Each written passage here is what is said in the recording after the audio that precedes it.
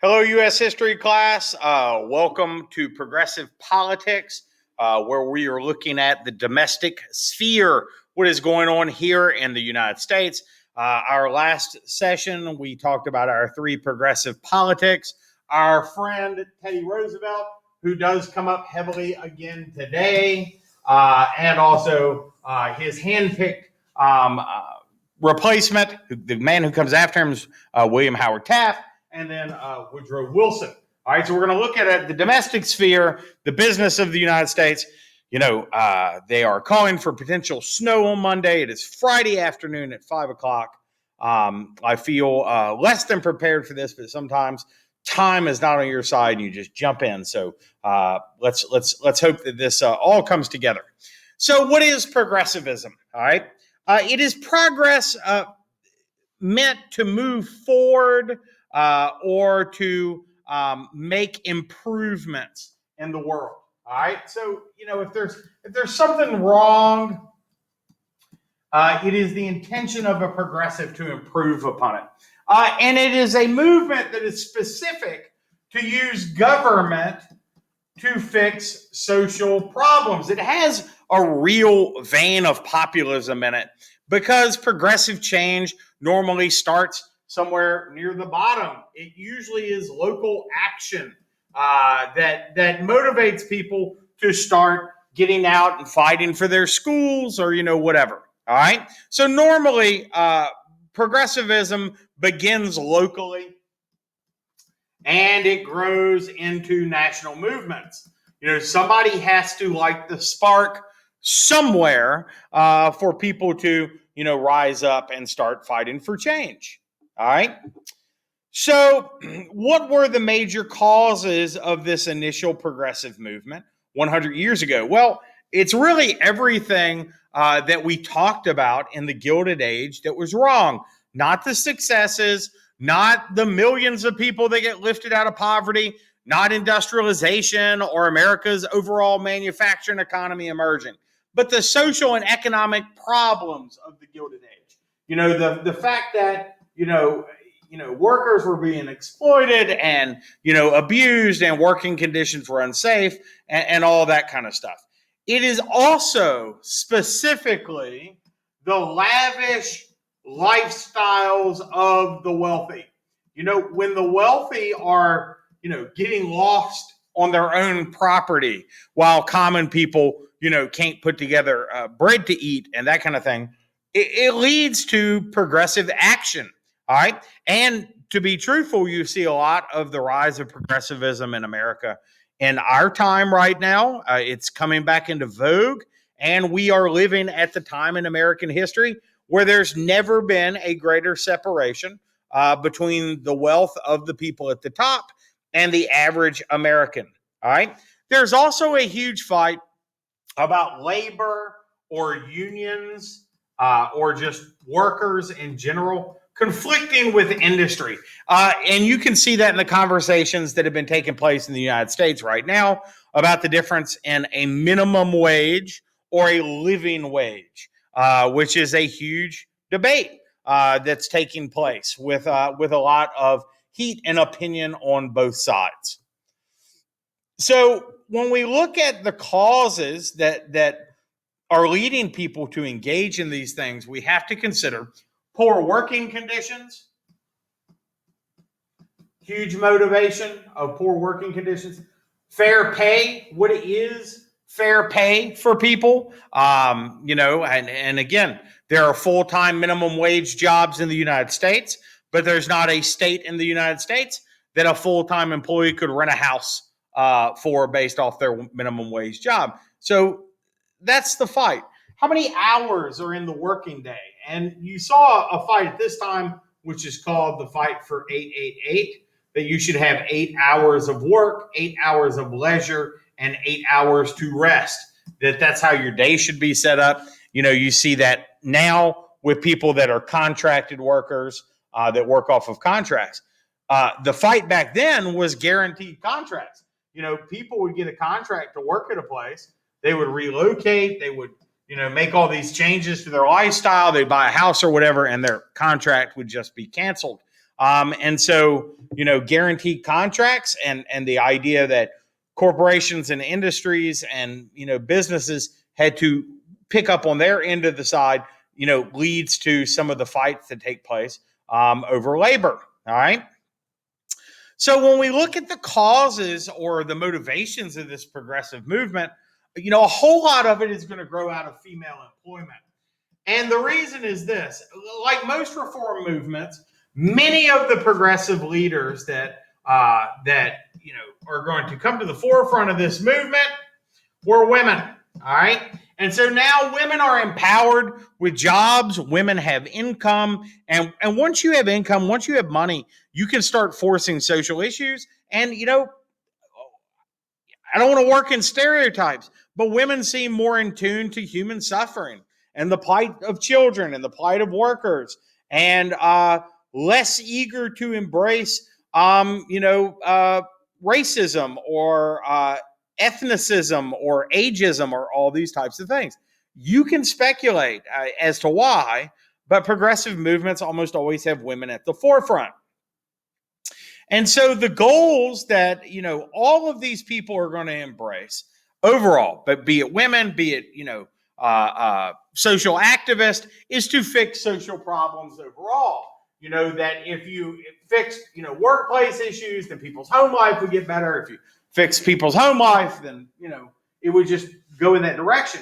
And so part of that idea of using government to improve society overall is to have a government that is controlled by the people.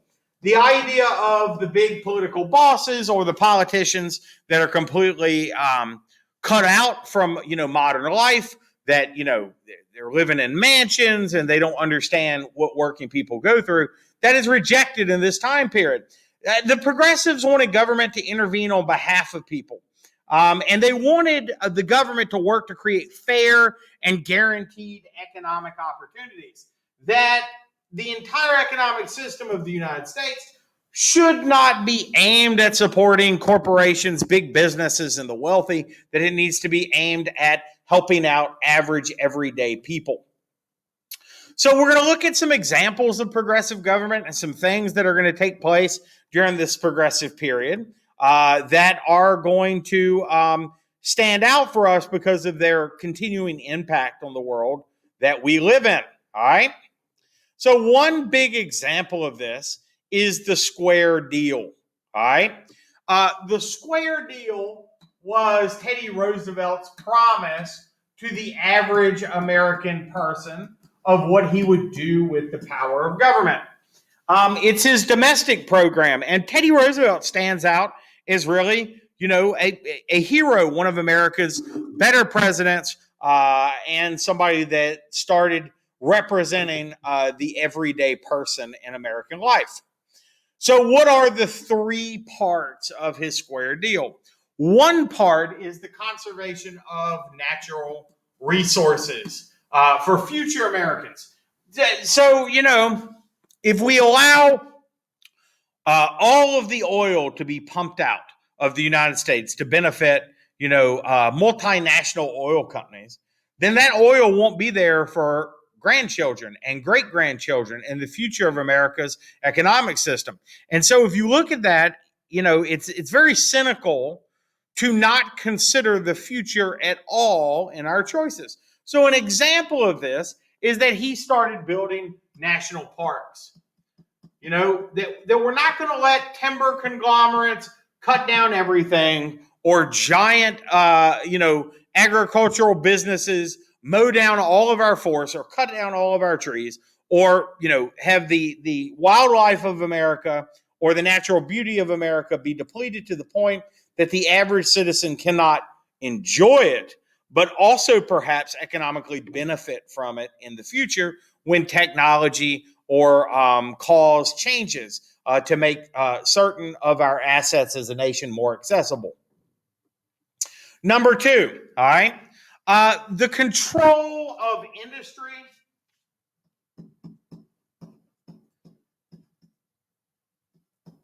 and price fixing.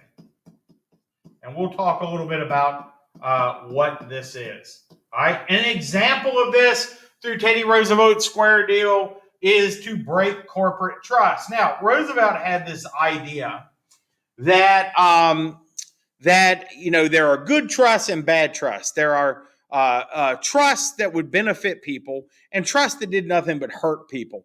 So an example of his bad trust was him using the Sherman Antitrust Act, Clayton Antitrust Act, to break up the railroads so that other people could get in and have access to railroads in more rural places or have their businesses benefit from cross-country transportation. It would probably be helpful here to define what a trust is.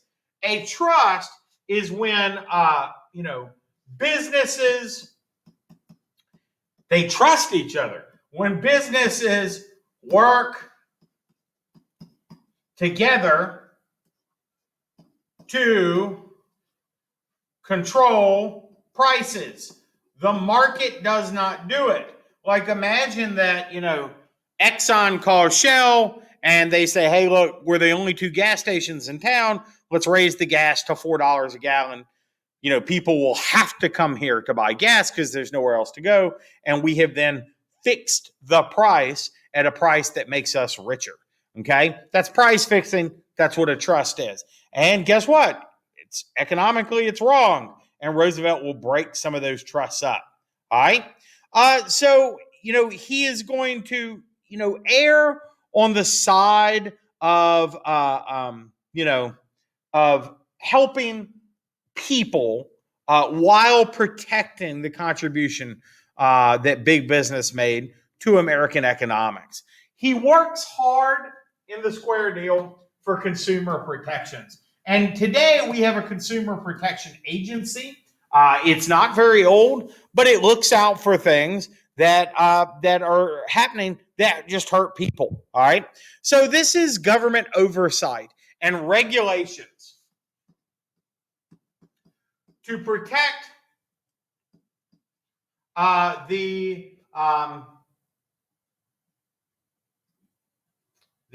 let's just call it the economics. Probably not the word I intended there. The economics and the safety of American consumers. So, examples are,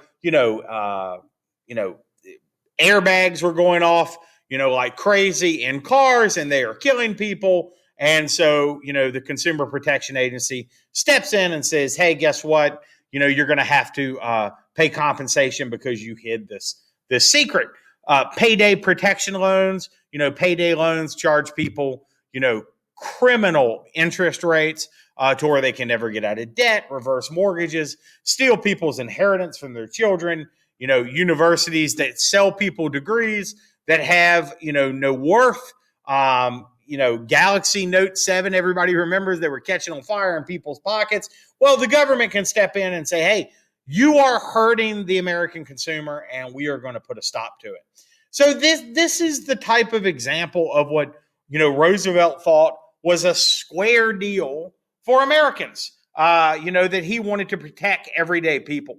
Roosevelt believed that government action could get rid of social evils. And as president of the United States, he says, look, people who represent predatory wealth, they're guilty of the oppression of the workers. They're guilty of stealing from the public, and I'm not going to have it.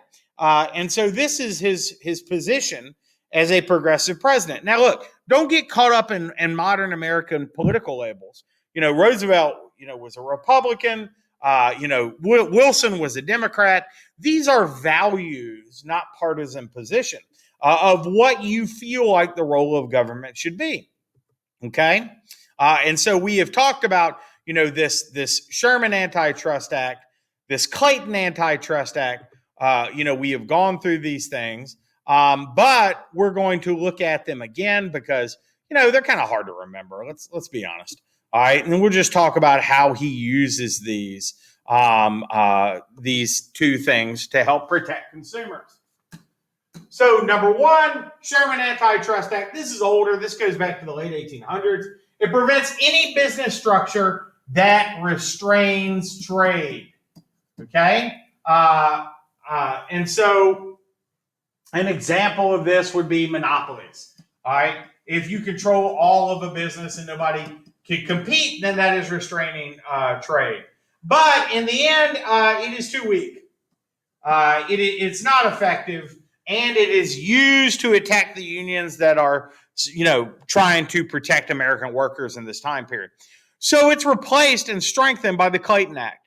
The Clayton Antitrust Act just expands on the Sherman Antitrust Act. But it outlaws price fixing, which we just talked about, which Roosevelt is a big fan of, and it exempts unions for being charged for restraining trade. And so it is a weapon that the government can use when businesses get too big. You'll probably see some attempts to break up some giant monopolies coming up very soon in your lifetime. A great example is Facebook. That may be broken up. Walmart could be broken up. They're in the automotive business. They sell clothes. They're doing groceries. They have pharmacies, so much of the economy is running through that model. You might see the government step in and make changes. All right. Is it hurting American people? Because the accomplishments that the progressives are looking forward to then and progressives are looking forward to now is affecting change that helps average people. So some examples of their accomplishments 100 years ago. There are laws that were put in place that are regulating child labor. All right, so that there's a minimum age for work. You got to get a worker's permit. There's maximum amount of hours you're supposed to be able to work. A week, etc. Government management of corporations. That the government is not going to let corporations make all of these government decisions without there being some regulation that is put in place on money and some of the parts of living in the United States that they get involved in. Work hour regulations is going to be a big one. And an example of that is the 8-hour workday, which we have brought up. That's a huge victory. That the 8-hour workday is looked at as a standard workday. And then after that, a worker would be entitled to compensation for working overtime. The first gain of this was, by the way, we think of the 40-hour work week. It used to be the 56-hour work week. It used to be the 10-hour workday. These are progressivism in the life of workers, the life of American citizens, and the life of people that live in a system where the government takes these actions to protect people. Another huge example of this is state government reform, which leads to these average everyday people having direct political participation. And I mean beyond voting. There are 3 huge examples of this. And there are in the United States, in the state level changes, there are about 20 to 25 states that have versions of these laws that are on the state books. And the 3 examples you need to know is the initiative. An initiative, a state initiative, says that people can propose laws directly. It doesn't have to be the legislature. In Virginia, that's the General Assembly. It doesn't have to be, the state House of Representatives.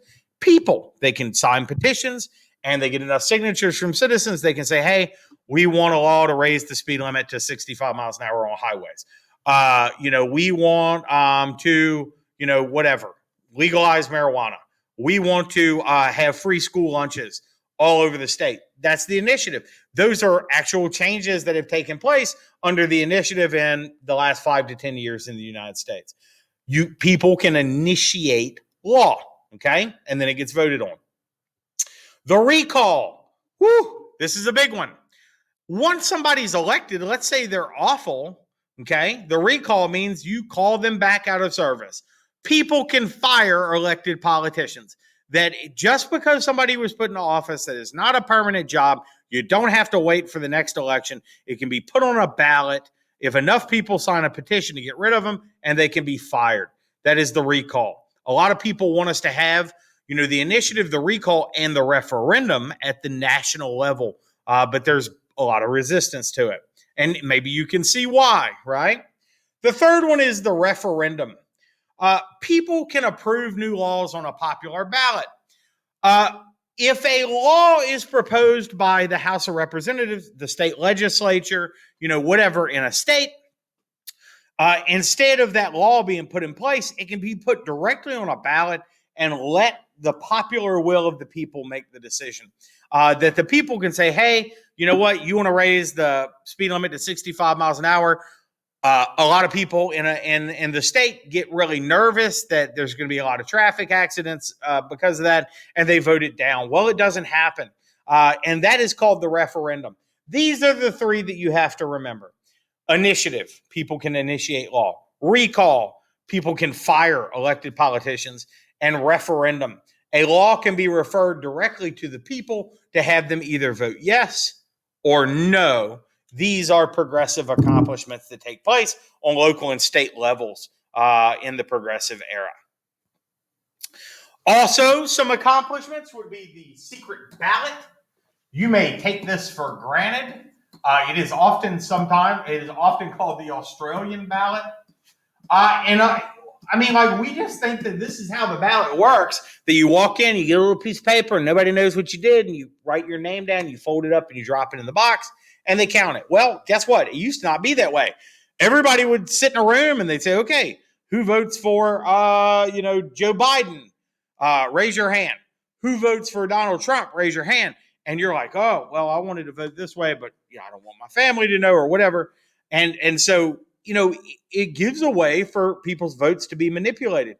Imagine that there are, these mob bosses that existed in cities 100 years ago, and they're like, hey, you're going to go in here and vote. You're going to vote the way I tell you. Otherwise, I'm going to get you fired from your job. And they're controlling these populations, because they know how they vote. Well, the secret ballot gets rid of that. And people can vote their conscience. They can vote for what they think is right, even if it goes against other forces in their life. Cities are going to also make changes to weaken the political machines that exist in cities by appointing city managers. All right. These are things that are done to oversee urban areas and to use scientific methods and data to make decisions, not favoritism or zip codes that only do things to help, wealthy people or to favor one group. So in other words, instead of having political pressure put on elected politicians to be like, hey, you're going to lose your job next year if you don't put these new sewer lines in this neighborhood, a city manager can be hired and come in and say, look, I see that there's 2,000 people that live down here that need upgraded electricity, and there's 200 people over here. This is the decision we're going to make for the city by using data.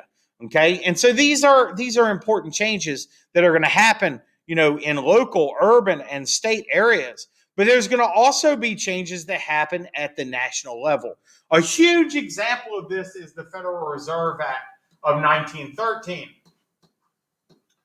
Well, why is this a big change? Well, it is probably the most important piece of economic legislation that takes place between the Civil War and the New Deal in the early 1930s that is to combat the Great Depression. So what a Federal Reserve does is this. What ours does is this. There's a board of people that are appointed by the president. And these aren't elected people, but they're appointed. And they oversee a system of 12 regional banks that issue paper money. And this is a big deal because these banks are private institutions. They are in the business of making profit. And so they don't want to make decisions that hurt their individual banks. And so they will print more money or less money as it's good for the overall economy of the United States by agreeing with each other about how much money supply we should have in our economic system. And so and they're all over the country, these reserve banks, these regional banks. And so they represent really the different interests of the overall economy of the different regions in the United States to control our supply of paper money. And having this is going to help us get through the economic issues we face in World War I, when all of a sudden we need more money to ramp up to participate in the manufacturing needs of a world that enters into the first global war. All right. Also, at the federal level, is the 16th Amendment, which approves income taxes. Oh no, you go, how is this a an accomplishment? Oh, it feels like taxes are terrible. Well, the bottom line is this: income tax. You got to make some pretty good money in the United States to even pay income tax. It's not a tax that's generally paid by the bottom third of people who work in the United States. What the income tax does is it replaces the tariff as a tool that the government can use to fund projects, because the tariff just hurts the consumer. If they place a 25% tariff on cotton, every time you buy something that's made out of cotton, you're paying that penalty for buying cotton, right? But the income tax works like this, all right? The more money that people make, okay, the higher your tax is. So people at the bottom don't pay high taxes, but people at the top should pay what is called a progressive tax. It gets higher the more money you make. Now, through decades and decades and decades, how progressive our tax system is and how fair it is changes all the time. Has tons of room for improvement, but it is designed to protect the average American citizen so that the government could fund necessary expenditure like, public health care, welfare programs, highways, the American military, et cetera, et cetera. Okay? The 17th Amendment to the Constitution. All right? So now we're in these amendments. This is the 16th Amendment to the Constitution, is the income tax. The 17th Amendment to the Constitution is that senators are elected by popular vote. They used to be appointed by state legislatures. Well, think about it. Do state legislatures represent effectively all the people that live in a state? Well, sometimes the more progressive a time period is, the more they actually represent the politics, but also the education, ethnic background, and economic level of the people that live in a state. Think about the United States Senate.